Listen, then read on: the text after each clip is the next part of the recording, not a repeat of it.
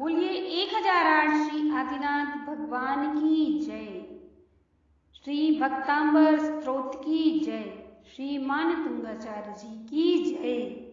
यह कहानी श्री भक्तांबर जी के 36वें काव्य की है। कहानी का शीर्षक है सुरसुंदरी की कथा।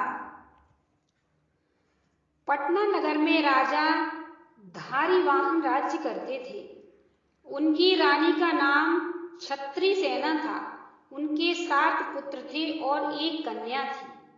कन्या का नाम सुरसुंदरी था।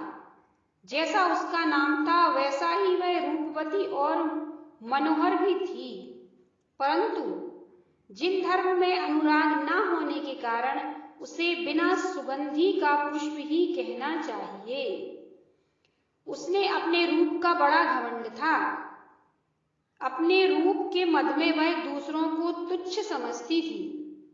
राजा रानी की एकमात्र लड़की होने से वह उनकी लाडली थी।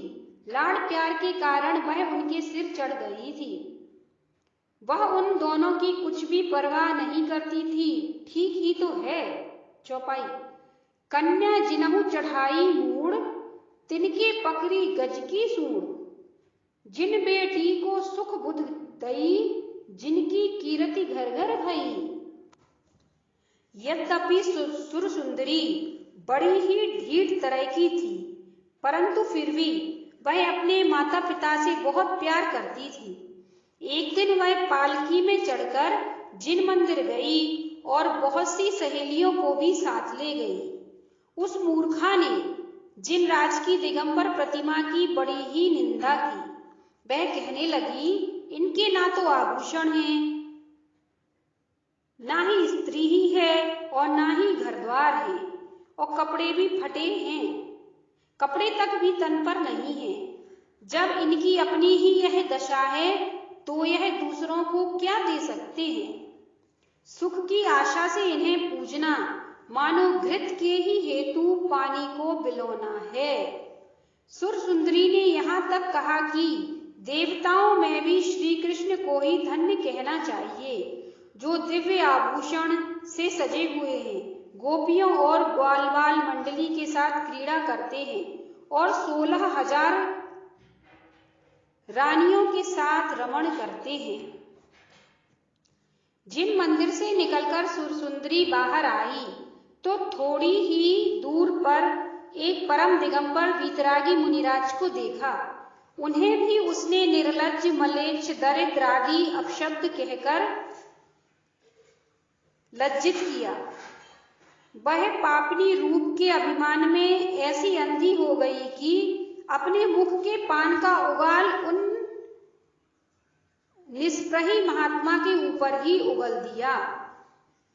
बहुत पाप कर्मों का संचय तत्काल ही फल देता है और पूर्व उपार्जित शुभ कर्म अशुभ रूप में परिणत हो जाते हैं। सुरसुंदरी की साथ भी ऐसा ही हुआ। देव और गुरु की निंदा करते ही तत्काल उसका सर्व शरीर कांति प्रतापहीन अत्यंत कुरूप हो गया। जब वह घर आई तो उसकी सखियों ने जिनराज और मुनिराज की निंदा का सब वृतांत राजा को सुनाया। महाराज धारीवाहन पुत्री की यह करतूत और दशा देखकर बहुत चिंतित हुए। अंत में उन्होंने नगर की श्रावक मंडली की सन्मति से जिनराज की महान पूजा की और उन्हीं मुनिराज की शरण में गए। नमस्कार करने पर मुनिराज ने धर्म वृद्धि का आशीर्वाद दिया और कहा, राजन कुशल से तो हो। राजा, गुरुदेव के चरण प्रसाद से मंगल ही होगा। मुनिराज, ऐसी बात क्यों कही, खुलासा करो। राजा बोले, मेरी कन्या सुरसुंदरी ने जिन देव और जिन गुरु की निंदा करके अपने ही कर्म फल से अपना अमंगल किया है। वह असाध्य रोग से ग्रस्त और कुरूपा हो गई है। कोई ऐसा उपाय कीजिए जिससे उसका यह असाता कर्मोदय दूर हो जाए। मुनिराज ने एक घड़ा पानी मंगवाया और उन्निंद्र आदि श्री भक्तांबरी जी का 36वां काव्य पढ़ के पानी को मंत्रित कर दिया। इस पानी से सुर सुंदरी को स्नान कराओ। सुर सुंदरी ने अपने कुकृत्य पर बहुत पश्चाताप प्रकट किया और मंत्रित जल से स्नान किया। स्नान के प्रसाद से उसका रूप पहले जैसा ही सुंदर हो गया। जैन मत पर उसकी पूरी श्रद्धा हो गई। फिर उसने विवाह नहीं किया और उन्हीं मुनिराज के पास आर्जिका के व्रत ले लिए और आयु के अंत में समाधि पूर्वक शरीर का त्याग कर देवलोक को गई। कमेंट्स कर बताइएगा आपको ये कहानियां कैसी लगी। इस नए चैनल को सब्सक्राइब करें, लाइक करें, कमेंट्स करें और शेयर करें।